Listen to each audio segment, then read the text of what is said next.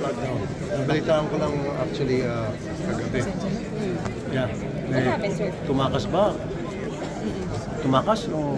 Na-issue daw po ng ticket yung na-issue.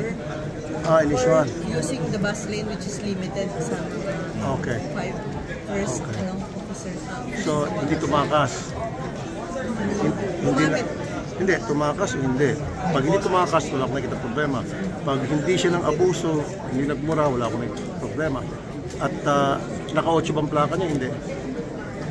Regular plate lang. Pero yung gumamit, sir, Oo, yung dumaan siya mismo aware doon. tayo na parang 5 first Well, in-admit naman niya, hindi naman siya sinungaling at nag-apologize siya. So, wala akong nakita problema doon.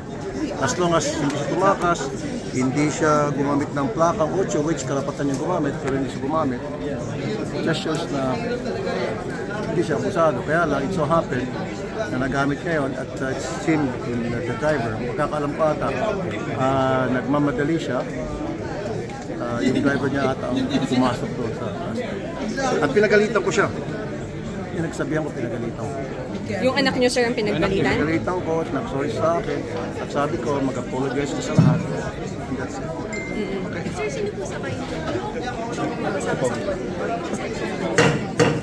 Siya. So, decision ng driver, sir, hindi decision ni Kong na dumaan doon. Ganun ata. Kaya naman. Thank you, sir.